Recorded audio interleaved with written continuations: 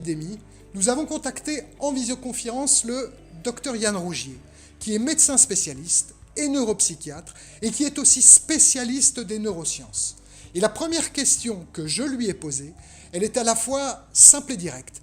Que faites-vous, à titre personnel, docteur, si demain vous attrapez le coronavirus ? C'est effectivement une question très très directe et il faudra vraiment qu'on puisse développer chacune de mes affirmations dans la suite de cette interview. Mais je pense que c'est important effectivement de poser le décor. Je vous répondrai que si je n'ai pas de pathologie personnelle chronique, que ce soit cardiaque, pulmonaire ou métabolique, ce qui n'est pas mon cas, si j'ai une pathologie, évidemment, il faut tout de suite téléphoner à son médecin traitant, lui demander conseil, lui demander de se déplacer ou de faire venir SOS médecin si on a des doutes, ne pas nous déplacer nous-mêmes pour ne pas, si nous avons ce coronavirus, en se déplaçant, le répandre. Donc, si je n'ai pas de pathologie en cours, eh bien, à ce moment-là, je fais des choses extrêmement simples et extrêmement efficaces. Immédiatement, je vais m'isoler dans ma chambre en mettant une pénombre. Je vais m'aliter. Je vais prendre immédiatement aussi des boissons chaudes, la plus chaude possible, sans nuire à mes muqueuses. Faut pas les agresser, mais bien chaudes, parce que nous allons découvrir que ce virus est très sensible à la chaleur. Donc, boissons chaudes. Et je vais les répéter, ces boissons chaudes, quasiment toutes les heures. Une boisson qui peut être simplement, je dirais, une tisane de thym ou une infusion ou du thé vert si nous avons cela, plus que du café. Je conseillerais également que ces boissons ne soient pas le café. Le café est légèrement acidifiant. Le thé vert et les infusions apportent des bases à l'organisme, ce qui aide à lutter contre le virus. Je pourrais mettre immédiatement des plantes, c'est ce que je ferai d'ailleurs dans cette infusion.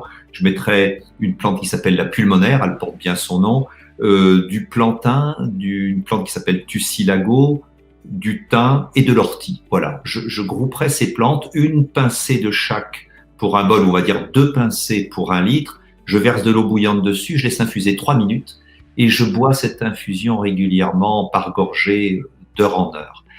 Vraiment, toutes les heures, un grand bol de boisson bien chaude, ça va nuire gravement à ce virus.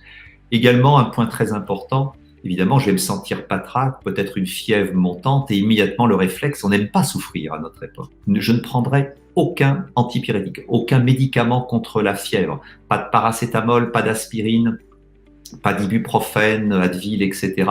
Aucun médicament pour faire tomber ma fièvre, parce que le virus est sensible à la chaleur. Et je dirais quelque part, plus je serai fiévreux, plus vite je serai guéri.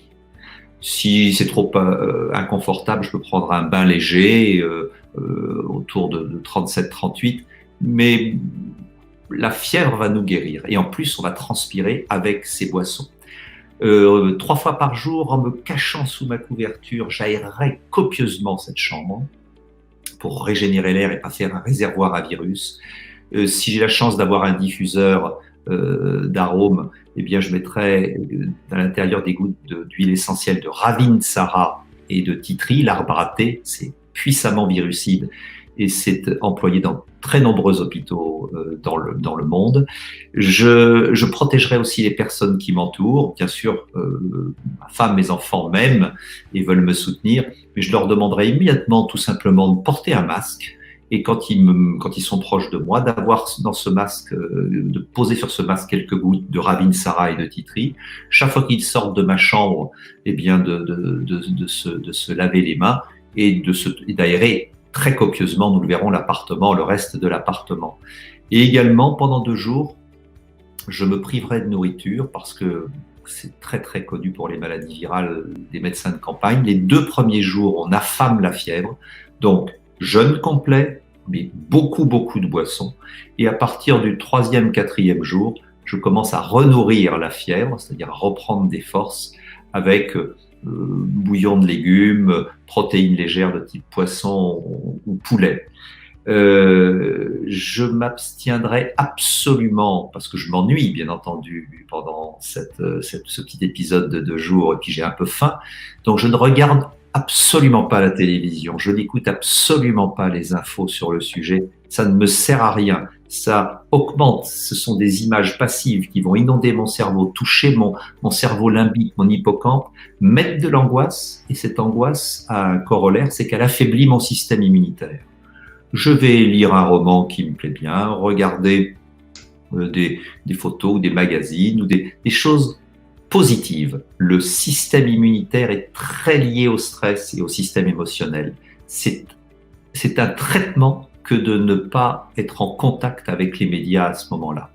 Pénombre dans la chambre pour favoriser tout cela. Et puis, quelques compléments alimentaires que tout le monde peut conseiller, mais qui sont très efficaces. La vitamine C, naturelle sous forme d'acérola, c'est excellent. Une recharge en magnésium. Le magnésium est impliqué dans tous les processus de système immunitaire. Et un peu de vitamine D, parce que ça soutient également le système immunitaire.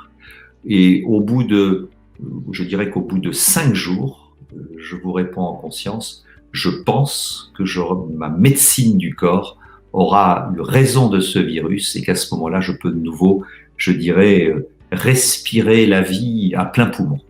Merci encore, docteur, pour tous ces conseils pratiques.